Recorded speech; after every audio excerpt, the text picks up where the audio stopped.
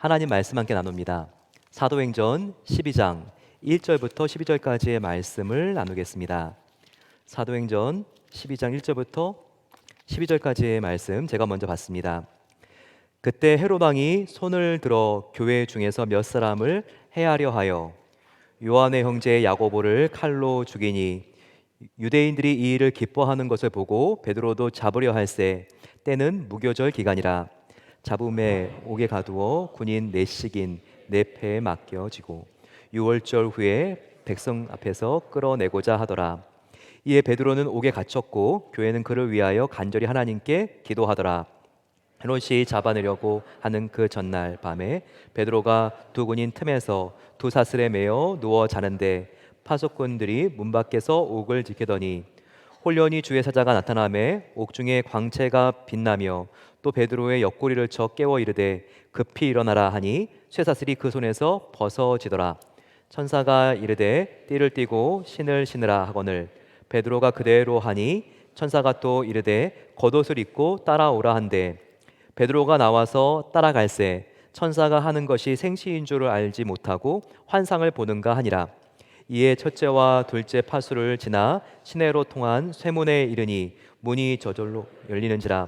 나와서 한 거리를 지나매 천사가 곧 떠나더라. 이에 베드로가 정신이 들어 이르되 내가 이제야 참으로 주께서 그의 천사를 보내어 나를 헤롯의 손과 유대 백성의 모든 기대에서 벗어나게 하신 줄을 알겠노라 하여 깨닫고 마가라 하는 요한의 어머니 마리아의 집에 가니 여러 사람이 거기에 모여 기도하고 있더라. 아멘. 기도는 변화를 일으킵니다. 예수님의 이름으로 우리가 기도할 때 하나님의 손이 일하기 시작하기 때문입니다. 하나님의 손은 미약한 인간의 손과 비교가 되지 않습니다. 전지전능한 능력을 갖고 있는 것이 바로 하나님이시고 하나님의 손입니다. 우리 인간에게는 인간의 손이 정말 대단한 것처럼 보입니다. 정말 독재자를 봤을 때 그의 하나하나의 결정, 정책 이런 것들이 얼마나 세계 질서를 요동치게 하는 것 같이 보입니까? 역사를 보더라도 로마에는 줄리아스 시저가 있었습니다. 또 나치 독일의 히틀러, 지금 러시아 푸틴 대통령과 같은 사람들의 생각과 결정들이 세계사에 지대한 영향을 미치는 것 같습니다. 하지만 그렇게 보일 뿐이지 실제로 세계를 운영하고 주관하고 있는 분은 바로 하나님이시고 그리고 하나님의 손이 이 모든 역사를 움직이고 있다는 것을 성경은 우리에게 알려주고 있습니다. 오늘 본문을 보게 되면 특별히 저자 마가는 이 지금 12장 본문에서 손을 세 개로 소개하고 있습니다. 하나는 인간 헤롯의 손입니다. 헤롯 왕의 손이 어떤 교회사에 안타까운 일들을 일으키고 있는지 1절을 한번 보실까요? 그때 헤롯 왕이 손을 들어 교회 중에 몇 사람을 해하려 하여 요한의 형제 야고보를 칼로 죽이니. 지금 보게 되면 헤롯 왕의 손은 하나님의 교회를 괴롭히고 핍박하는데 지금 그가 사용하고 있는 것을 보게 됩니다. 또 다른 두 손은 하나님의 손입니다. 하나님의 손은 특별히 감옥 속에 있는 자를 도와주는 손이고 악인을 심판하는 손으로 나와 있습니다. 두 번째 하나님의 손을 보게 되면 지금 7절에 나와 있죠. 홀련히 주의 사자가 나타나매 베드로의 옆구리를 쳐 깨워 이르되 라고 나와 있습니다. 옥에 갇혀 있는 베드로를 도와주는 하나님의 손이 여기에 묘사되어 있습니다. 여기 보게 되면 주의 사자의 손이라고 합니다. 하지만 이 사자라고 하는 말은 에인젤, 바로 천사를 말하는데요. 이 주의 사자는 하나님의 손을 의미합니다. 구약시대 때부터 보게 되면 하나님은 영이시기 때문에 손이 눈에 보일 수가 없죠. 그래서 천사의 손을 통해서 하나님의 손길을 묘사하고 있는 것입니다. 지금 보게 되면 하나님의 손이 감옥에 갇힌 베드로를 도와줄 수 있도록 구원의 손으로 묘사되어 있습니다. 세 번째 손도 하나님의 손입니다. 하지만 이 손은 하나님의 사람을 구원하는 손이 아니라 악인을 심판하는 손입니다. 이렇게 하나님의 교회를 괴롭혔던 바로 헤롯 왕을 치시는 심판의 손으로 나와 있습니다. 오늘 읽은 12장 23절 말씀을 보시게 되면 헤롯이 영광을 하나님께 돌리지 아니하므로 주의 사자가 곧 친히 벌레에게 먹혀 죽으니라라고 나와 있습니다. 이렇게 하나님의 손은 구원의 손 또한 심판의 손으로 12장에 나와 있습니다. 그런데 하나님의 손이 다 언제 나타나는지 아세요? 동일하게 공통적으로 성도들이 함께 기도할 때 하나님의 손이 움직이기 시작합니다. 세상의 역사는 헤롯 왕과 같은 인간의 손이 써내려가는 것 같고 움직이는 것 같습니다.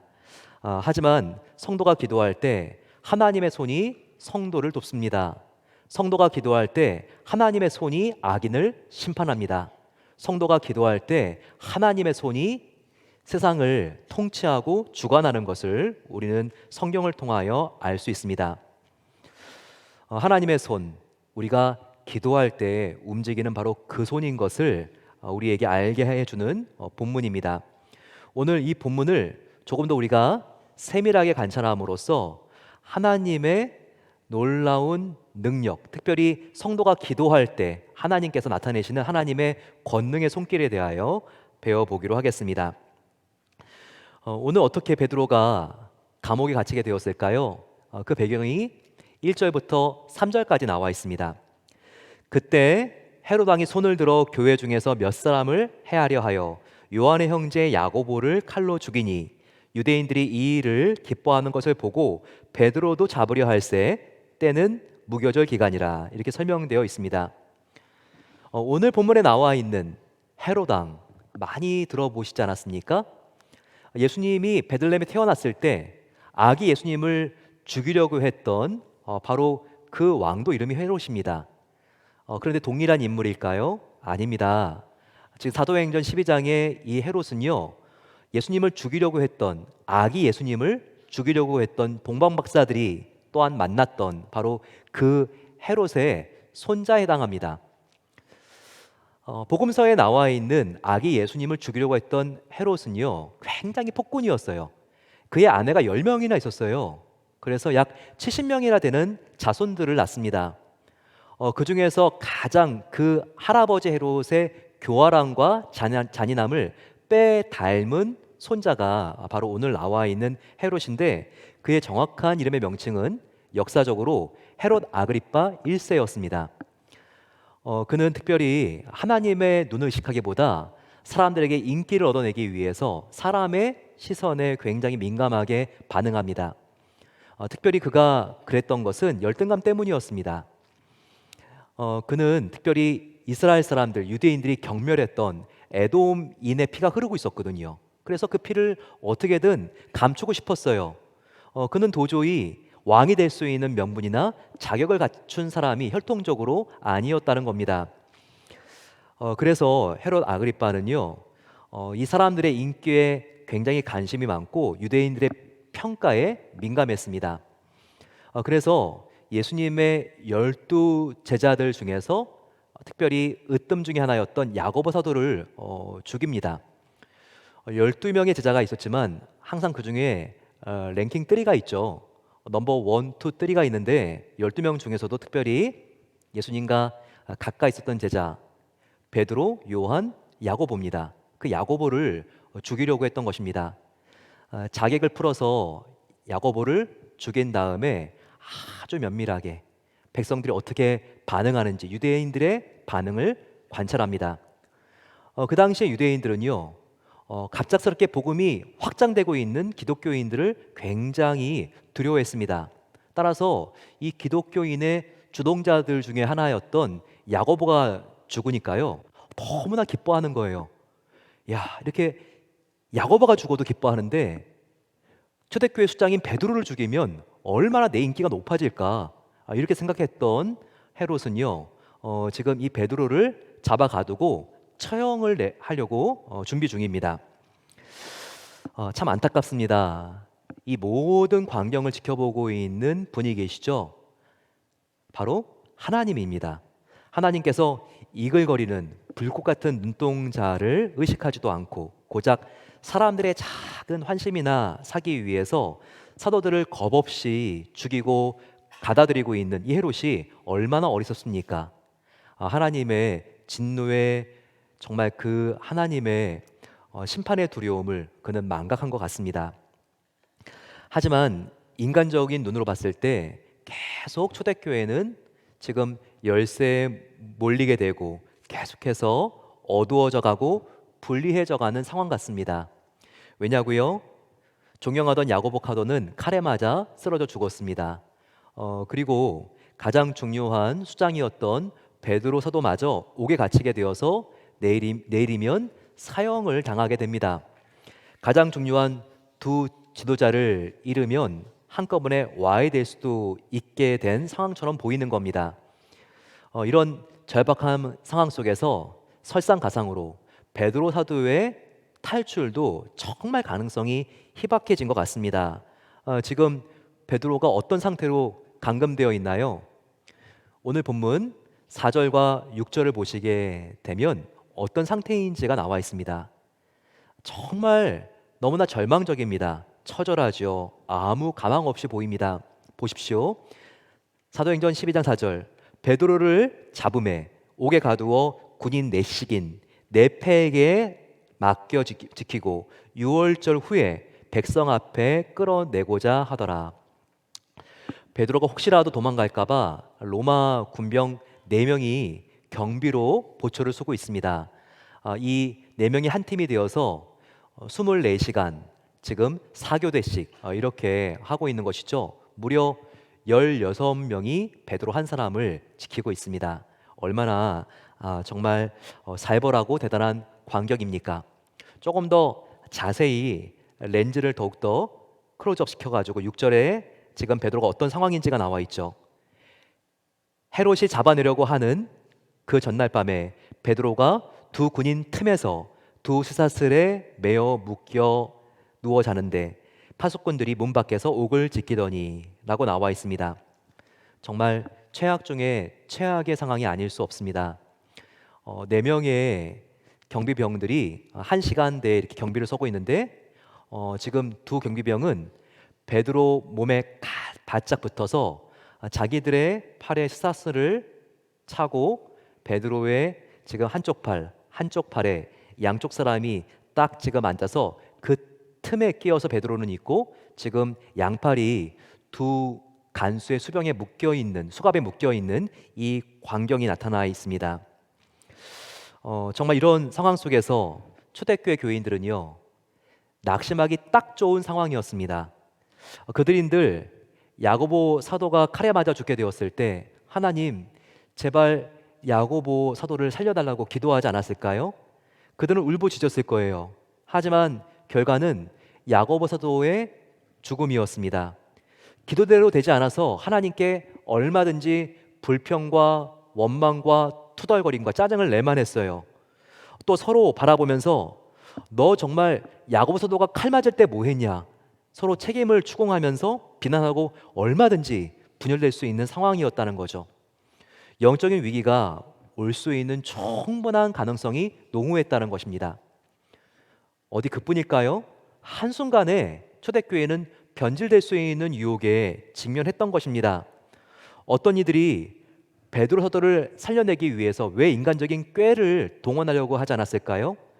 우리 가만히 있으면 야고보 사도도 죽은 것처럼 똑같이 지금 베드로 사도도 죽을 수 있어. 지금 헤롯 왕 측근 가운데 아는 사람 누구야? 손 들어봐. 우리가 뇌물을 먹이자. 정말 이번에는 뇌물을 줘서 베드로 사도를 빼내야지 그가 살 수 있어. 이런 인간적인 방법을 왜 동원하고 싶은 유혹이 없었을까요? 하지만 초대교회 성도들이 내린 결론은 하나였어요. 그 하나는 무엇입니까? 바로 그것은 전능하신 하나님 앞에 이 문제를 올려드리고 기도하기로 그들이 결심했다는 것입니다. 그리고 하나님께 간절히 매달려 이 성도들이 합심하여 기도하기 시작합니다. 바로 그런 광경이 사도행전 12장 5절에 나와 있죠. 보십시오. 이에 베드로는 옥에 갇혔고 교회는 그를 위하여 간절히 하나님께 기도하더라. 동이 트기 직전이 가장 춥고 어둡다고 합니다.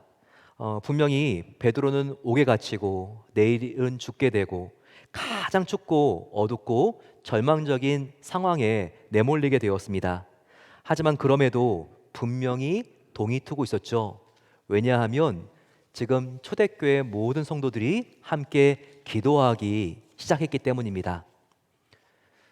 초대교회의 비범함이 있다면 그것은 무엇일까요? 바로 그것은 지금 당장 내 앞에 가장 큰 문제로 보여지는 헤롯 왕을 바라보지 않고 그 문제 해결자이신 하나님을 바라보는 데 있습니다. 그들은 헤롯 왕과 비교할 수 없이 크신 하나님을 바라보면서 함께 합심하여 기도하고 있습니다. 우리가 항상 기도할 때 주의해야 될 것이 무엇인가요? 바로 그것은 내 눈앞에 당장 있는 내 앞에 있는 문제를 보면서 기도하는 것입니다. 그러면 기도할 때도 그 문제에 함몰되고 우리가 주눅들 수밖에 없어요. 그래서 기도가 제대로 될 수가 없습니다. 하지만 우리는 그 문제 너머에 있는 그 문제를 컨트롤하고 계시는 문제 해결자 하나님을 바라보고 기도할 수 있어야 합니다. 여러분, 눈에 보이는 게 다가 아닙니다. 지금 초대교회 성도들에게는 눈에 보이는 것이 바로 헤롯 왕의 압박과 위협일 수 있습니다. 지금 눈으로 봤을 때에는 야곱 사도를 죽이고 베드로를 옥에 쳐넣은 바로 이 헤롯 왕이 이스라엘을 주무르고 있는 것 같습니다. 하지만 아무리 헤롯 왕이 크게 보인다 할지라도 그는 인간일 뿐이죠. 실제로 이 역사를 주관하고 있는 분은 전능하신 여호와 하나님이신 것입니다.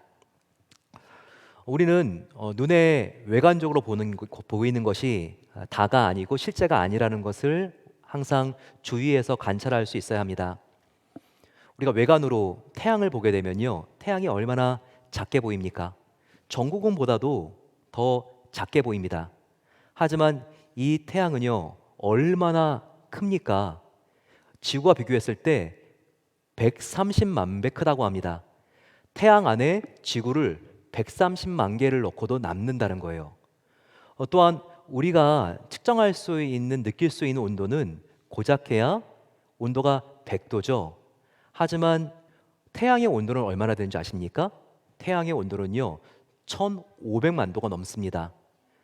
정말 처음에 하나님께서 인류를 만들었을 때부터 지금까지 거의 변화가 없이 똑같이 그 온도는 유지되고 있습니다. 이것이 얼마나 놀라운 일입니까? 정말 상상이 되지 않습니다. 그런데 이렇게 크고 놀라운 태양을 누가 만들었습니까? 바로 태양하고 비교할 수 없이 더 크신 하나님이 창조하지 않았습니까? 이처럼 외관으로 우리 인간의 눈으로 보이는 게 다가 아니에요. 눈에는 태양이 주먹보다 작게 보이지만 실제로는 상상할 수 없이 거대한 것처럼 하나님은 이보다 더한 것입니다. 겉으로 보기에는요 헤롯이 훨씬 더 크고 강해 보이죠. 하지만 실제 하나님은 이와 비교할 수 없이 크고 강하고 위대한 분이십니다. 당시 역사는 헤롯이 움직이는 것 같죠. 하지만 하나님이 움직이고 계신 거예요. 우리는 믿음의 눈을 똑바로 뜨고 얼마나 하나님이 크고 강하고 선하시며 위대하신 분인지를 우리가 바라볼 수 있어야 합니다. 사랑하는 성도 여러분, 큰 믿음을 가진 사람이 누구일까요? 모태신앙으로 태어난 사람일까요? 신앙의 연수가 오래된 사람일까요? 선교사, 목사, 장로, 권사, 이와 같은 직분을 가진 사람들이 큰 믿음을 가진 자일까요? 아닙니다. 절대 아니죠. 비록 예수님을 믿은 지는 얼마 되지 않았다 할지라도 크고 전능하신 하나님을 그분의 실제 크기대로 믿고 그분을 따르고 행동하는 자, 바로 그 사람이 큰 믿음을 가진 자인 것입니다. 우리들이 정말 얼마나 연약한 존재들입니까? 우리는 재정에 조그만 문제가 생겨도 잠을 자지 못합니다. 사랑하는 사람이 떠나가기만 해도 마음이 다 무너져 내려서 도무지 인생을 못 살 것 같습니다. 누구와 다투기만 해도 병원에서 정기검진을 받았는데 정밀검사를 받으러 와야 된다는 연락만 와도 마음이 너무 불안하고 힘들어서 밥도 넘어가지 않고 잠도 오지 않는 그런 연약한 존재들입니다. 이런 겁과 두려움을 우리가 이기기 위해서는 어떻게 우리가 이와 같은 도전들을 극복할 수 있을까요? 방법은 우리의 마음이 마가의 다락방이 되는 것입니다. 저를 한번 따라해 주시면 감사하겠습니다. 우리의 마음이 마가의 다락방이 되어야 합니다. 그러면 마가의 다락방은 어떤 방이었습니까? 최초로 처음으로 교회사에서 성령 강림이 있었던 방이었습니다. 하지만 마가의 다락방은요, 성령님이 한번 오신 걸로 끝나지 않아요. 성도들이 매일처럼 기도하러 나오는 바로 그곳이 마가의 다락방이었습니다.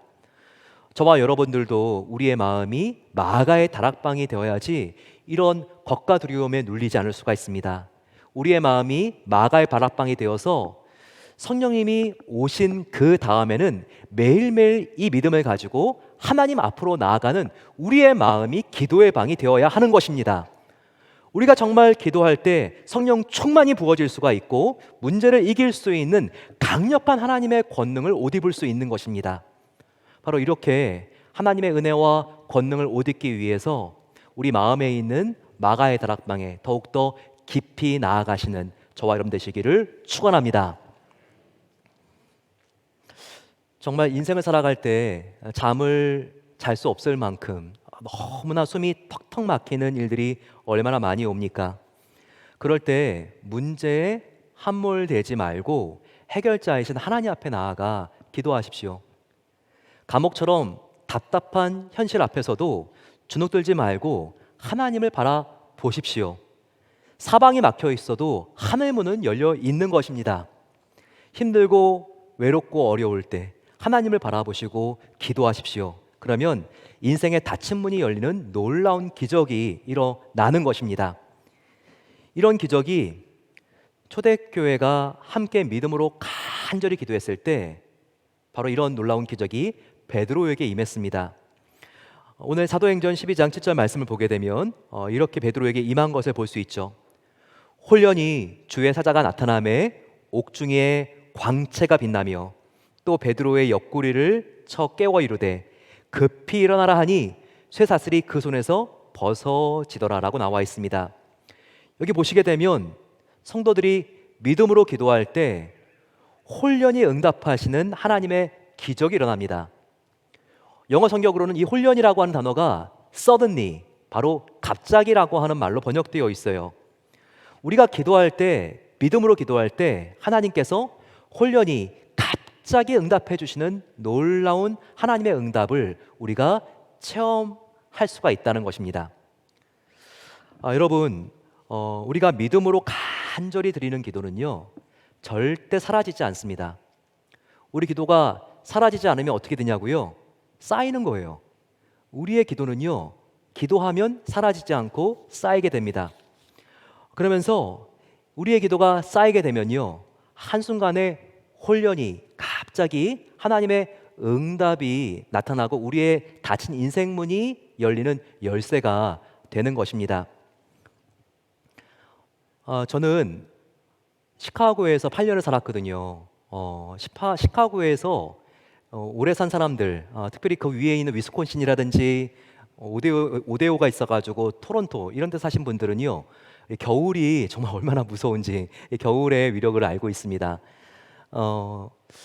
포틀랜드에 사는 거하고요, 시카고에 사는 거하고 굉장히 사람들이 서로 나누는 대화들이 좀 달라요.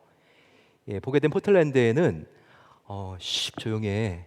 여기 살기 너무 좋은데 더 살러 오면 곤란하니까 너 조용히 해야 돼. 이렇게 말하는 분위기가 어디 가나 있는 것 같아요. 하지만 시카고, 위스콘신 이런 추운 곳은 좀 다른 것 같아요. 정말 내가 30년, 40년을 살았는데 난 정말 내년에 여기 뜬다. 난 옮길 거야. 이렇게 보통 말씀을 하세요. 근데 정말 그게 말이 맞는 게요. 땡스기빙 11월 달부터 눈이 오기 시작하는데 정말 5월 달 졸업식, 기말고사 볼 때까지 눈 오는 건 그거는 놀랄 일도 아닙니다. 얼마나 추운지. 참 안타까운 건요, 이렇게 비도 힘들지만 눈은 더 힘들어요. 모든 공원들 눈이 오기 시작하면 다 클로즈가 거의 한 6개월 되죠. 그래서 계속 눈이 쌓이는 거예요. 그러면 마치 이게 알래스카 어떤 북극에 좀 이게 극지방 같아요. 동토층이 됩니다. 그런데 한 3, 4월이 되기 시작하면요, 날씨가 갑자기 올라오는 날이 있는데 겉으로 봤을 때는 똑같아요. 예, 눈이 덮여 있는데 그 밑에는 녹아서 이제 그 안에 눈 쌓인 아래 구멍이 생기기 시작하고 또 파란 잔디들이 이렇게 번져갑니다. 그래서 한 4월 달 정도가 되는데요, 어느 날 날씨가 갑자기 더워지는 날이 하루라도 생기면요, 여기저기 막 푹 푹 꺼지면서 한겨울인 줄 알았는데 그 밑에 파란 잔디가 그대로 드러나면서 한순간에 봄이 온 것을 느낄 수가 있어요. 예, 그러면서 이 사람들이요, 야, 지금 이렇게 내가 참았는데 이번 여름은 내가 보내고 가야지, 그러다가 내가 지금 40년 살았다고 이렇게 한탄하는 사람들을 정말 많이 만났습니다. 바로 이런 원리입니다. 우리가 기도하면요, 기도가 쌓입니다. 지붕에 눈이 계속 쌓이면 어느 임계점에 이르게 되고 지붕이 폭삭 주저앉는 바로 그와 같은 순간이 있죠. 마찬가지예요. 우리가 기도하게 되면 이 기도가 쌓이게 되고 한순간 홀연히 갑자기 야, 이거 정말 응답됐네, 이것을 체험하게 된다는 거예요. 여러분, 우리의 기도가 쌓이면 홀연히 나도 모르게 나의 질병이 치료된 것을 발견하게 될 날이 오는 것입니다. 우리의 기도가 쌓이면 홀연히 갑자기 나의 인생의 문제가 어느새 풀어져 있는 것을 확인하게 되는 것입니다. 홀연히 내가 기도할 때 닫힌 문이 열립니다. 홀연히 내가 기도할 때 문제가 해결됩니다. 내가 간절히 기도할 때 기적의 문이 열리는 것입니다. 이 은혜를 체험할 수 있는 그 은혜가 함께 하시기를 축원합니다. 그러니 안 된다고, 기도가 빨리 응답되지 않는다고 그렇게 쉽게 포기하거나 절망하지 마십시오. 하나님께서 전능하신 손으로 한 번 치시면 우리 앞에 있는 빙산 같은 문제도 한 방에 해결될 수 있다는 겁니다. 아무리 오래되고 복잡하게 얽혀있는 문제라고 할지라도 전지전능하신 하나님이 한순간에 풀어주실 수가 있다는 것입니다. 따라서 전지전능하신 하나님을 믿는 저와 여러분들, 기도할 때 반드시 하나님은 응답해 주실 수 있다, 이 희망을 가지고 나아가게 되시기를 축원합니다. 성도들이 간절히 기도했을 때 감옥 안에서 있었던 일들은 무엇이었나요? 오늘 보게 되면 베드로 갇힌 감옥 안에 일어났던 일들이 여기에 자세히 나와 있죠. 7절입니다. 홀연히 주의 사자가 나타나매 옥중에 광채가 빛나며 또 베드로의 옆구리를 쳐 깨워 이르되 급히 일어나라 하니 쇠사슬이 그 손에서 벗어지더라 라고 나와 있습니다. 여기 보세요. 어두운 감옥 안에서 제일 먼저 일어난 일은 무엇입니까? 바로 그것은 하나님의 천사 주의 사자가 나타난 일이었어요. 그런데 그는 뭔가를 들고 나타납니다. 바로 그 사자가 빛을 가지고 나타나는 것을 우리가 볼 수 있습니다. 그러니 어두운 옥중에 천사가 빛을 가지고 나타나니 정말 눈부실 만큼 광채가 발산하는 장면이 여기에 나와 있습니다. 지금 나의 삶이 감옥처럼 너무나 앞이 보이지 않고 캄캄하고 춥고 칙칙하고 어둡습니까? 하지만 우리의 삶의 밤이 아무리 깊더라도 예수 그리스도의 빛이 들어오게 되면 다시 눈부시게 밝아질 수 있는 것을 믿게 되시기를 소망합니다. 아무리 오래된 동굴이라도 그 동굴에 빛이 들어가면 밝아집니다. 마찬가지로 우리의 질병이 아무리 오래되었어도 그리스도의 빛이 함께 하시면 우리의 오래된 질병이라 할지라도 하나님께서 치유해 주시는 것입니다. 나의 신분상의 문제, 법적인 문제가 아무리 해결되지 않고 미해결 상태로 오래되었다 할지라도 빛 대신 예수 그리스도께서 개입하시면 해결되는 것입니다. 정말 하나님은 우리의 인생을 밤으로만 마치게 하는 것을 원하지 않으세요. 하나님은 절대 우리의 인생을 절망으로 마침표를 찍는 것을 원하지 않으세요. 빛 대신 예수 그리스도로 그러니 돌아서십시오. 그럴 때 우리의 영원한 생명의 빛 대신 하나님께서 우리의 삶을 비춰 놀라운 회복을 이루어 주실 것입니다. 마지막으로 우리가 함께 기도할 때 우리의 삶과 민족을 역전시키는 놀라운 상상할 수 없는 하나님의 능력이 일어난다는 것을 알아야 합니다. 초대교회 성도들이 간절히 기도했을 때 놀라운 일이 벌어집니다. 바로 그것은 두 간수 사이에 묶여 있었던 베드로의 수갑이 풀어지는 거였습니다. 그리고 천사가 나를 따라오라고 베드로에게 말합니다. 그를 따라갔더니 베드로 가는 곳마다 자동문이 열리는 것처럼 그렇게 닫힌 문들이 열려지고 있어요. 또한 수많은 간수들이 있었지만 투명 인간이 지나가는 것과 같이 그들이 모르고 베드로는 이 감옥을 빠져나갑니다. 마지막에 철문을 열고 눈부신 햇살을 받으면서 그가 바깥으로 나갔을 때 지금까지는 정말 꿈인지 생신지 알지 못했는데 이것이 현실인 줄 알고 하나님께 감사합니다. 그리고 어떻게 이렇게 있을 수 없는 일, 정말 상상할 수도 없는 일이 일어나는지 그가 스스로에게 질문하죠. 그때 그가 직감적으로 떠오르는 답이 있었습니다. 그 답은 맞았죠. 지금 나를 위하여 성도들이 기도하고 있구나.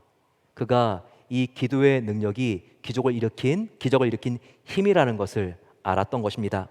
그래서 뒤를 돌아보지 않고 뛰어갑니다. 어디로요? 성도들이 함께 모여 기도하고 있는 교회 마가의 다락방으로 그가 뛰어가고 있습니다. 이 본문이 오늘 설교의 마지막 본문이죠. 깨닫고 마가라 하는 요한의 어머니 마리아의 집에 가니 여러 사람이 거기에 모여 기도하고 있더라. 실제로 마가의 다락방은 그 자체가 교회였어요. 교회사에서 최초로 성령 강림이 있었던 곳, 성도들이 매일같이 모여 함께 예배하고 기도했던 곳이 바로 마가의 다락방이었습니다. 우리는 예수님께서 약속하신 성도와 교회에 주신 놀라운 기도의 권위와 권능이 있는 것을 알아야 합니다. 예수님은 분명히 말씀으로 약속하셨습니다. 진실로 너희에게 이르노니 무엇이든지 너희가 땅에서 매면 하늘에서도 매일 것이요 무엇이든지 땅에서 풀면 하늘에서도 풀리리라. 마태복음 18장 18절의 예수님의 약속입니다. 기도하는 성도들이 땅에서 묶으면 하늘에서도 묶일 것이요 기도하는 성도들이 땅에서 풀면 하늘에서도 풀리리라. 이 말은 무엇입니까? 바로 그것은 성도들이 함께 믿음으로 예수님의 이름을 의지하여 간절히 기도하면 반드시 내가 하늘에서 듣고 땅에서 기도하는 너희의 기도를 내가 하늘에서 듣고 내가 응답할 것이다. 바로 이 약속인 것입니다.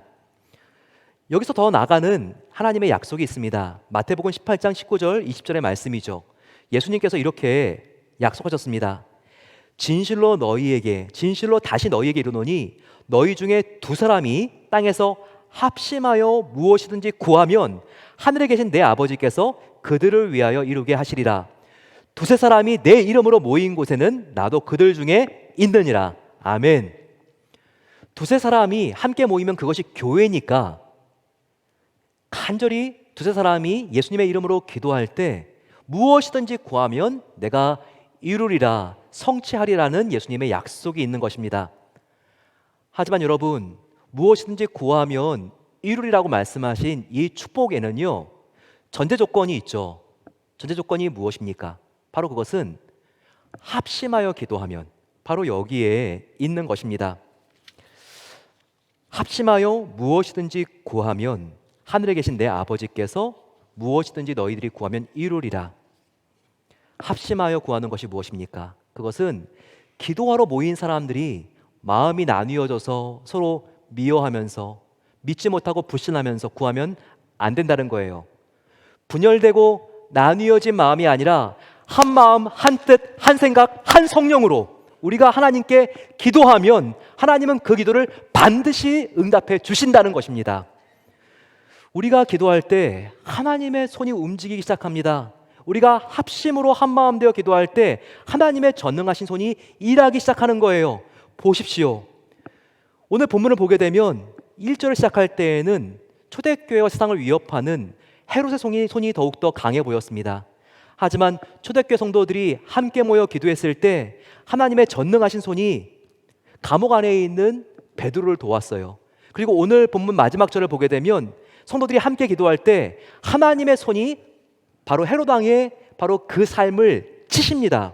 그렇게 교만하게 하나님인 채 하는 이 헤롯이 하나님의 심판을 받고 홀련이 한순간에 벌레에게 잡아먹혀서 죽었다고 하는 기록이 오늘 나와 있지 않습니까? 정말 그의 뱃속에 해충이 들어가서 이 해충이 그를 죽였다는 거예요. 그렇게 자기를 뻥튀기 하면서 크게 보이려고 했던 교만한 헤롯, 고작 보이지도 않는 그 작은 기생충, 해충에 의해서 갉아먹힌 정말 너무나 초라하고 불쌍한 인생의 마지막을 우리에게 보여주고 있습니다.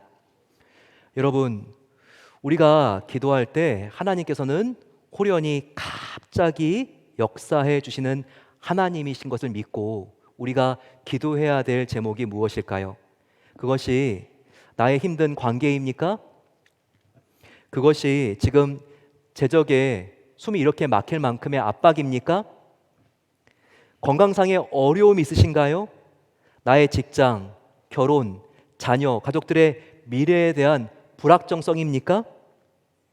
그것이 우리 민족과 선교지의 앞날처럼 느껴지시진 않습니까? 하지만 우리의 기도가 계속해서 쌓여가면 하나님께서는 일하기 시작하세요. 홀연히 갑자기 하나님은 일을 일으키세요. 지난 22일 이란 수도 테헤란에 수많은 인파들이 몰려들었습니다. 바로 이 인파는 바로 이란의 에브라임 라이시 대통령과 호세인 외무부 장관, 이 두 사람이 헬기를 타고 아제르바이잔을 갔다가 다녀오는 길에 추락사고로 사망을 했기 때문에 그들을 추도하기 위한 인파였습니다. 그런데 한편으로 수많은 이란인들이 라이시 대통령의 이 사망을 기뻐한다고 하는 보도가 바로 전 세계 언론을 굉장히 지난주에 들끓게 했습니다. 한국의 SBS 방송도 이 부분을 집중적으로 취재했는데 이스라엘에 대하여 강경 팔아서 얼마 전까지 이스라엘에 미사일을 발사했던 바로 그 라이시 대통령, 이분은 저와 여러분들이 정말 수많은 외신을 통하여 전에도 많이 알았던 사람입니다. 그런데 이란 내에서도 너무나 많은 인권을 착취하고 탄압한 독재자였다는 거예요.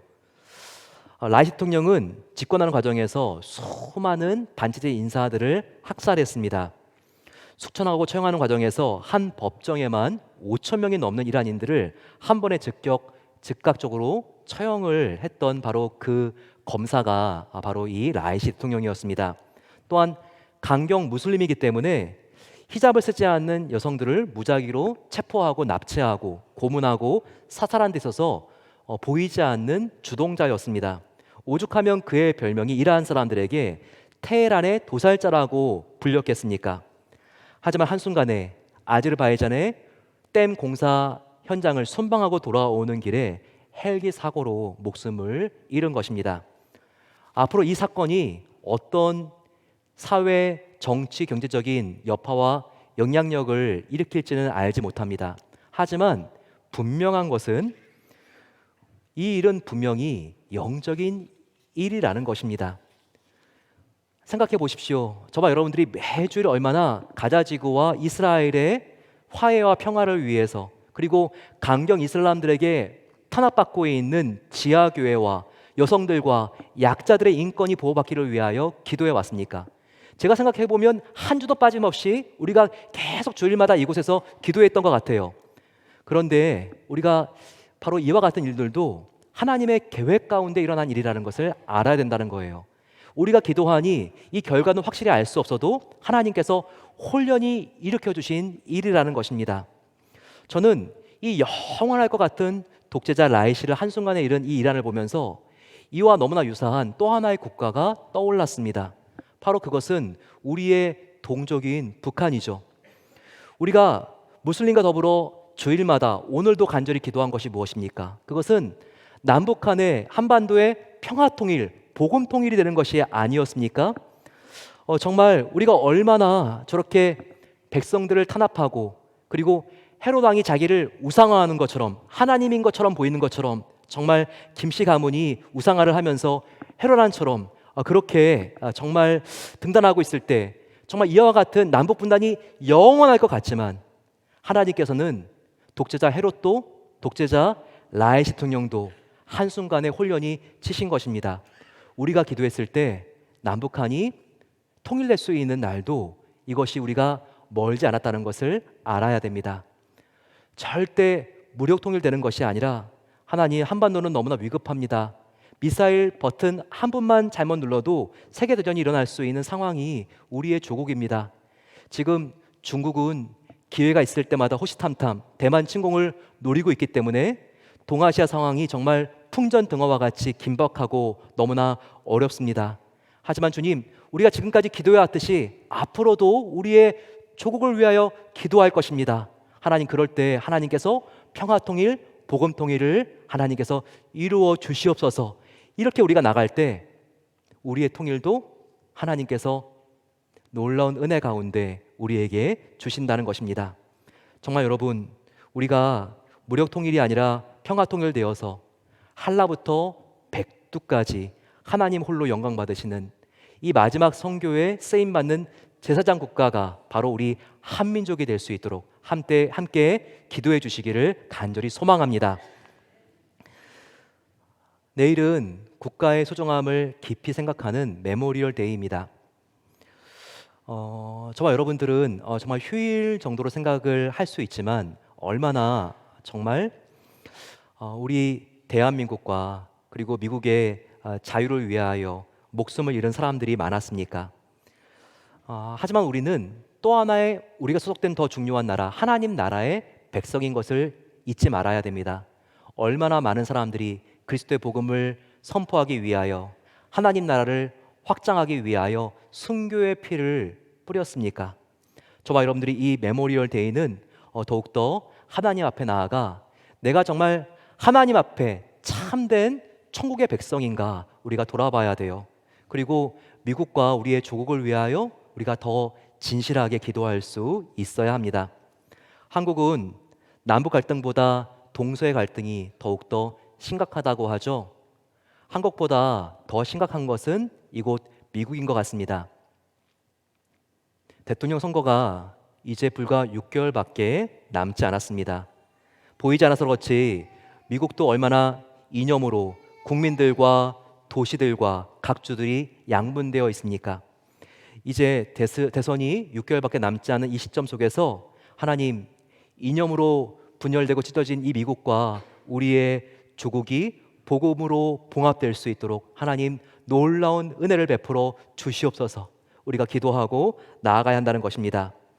또한 하나님께서 처서 홀련히 갑자기 해결해 주셔야 될 저와 여러분들의 개인, 가정, 우리의 교회, 비즈니스, 우리의 민족과 선교지의 문제는 무엇입니까? 하나님께서 말씀하셨습니다. 나의 집 교회에서 너희들이 합심하여 기도할 때 나의 귀가 너희의 부르짖음에 향하고 너희가 기도할 때 나의 전능한 손이 그 문제를 쳐서 해결할 것이다 라고 약속해 주셨습니다.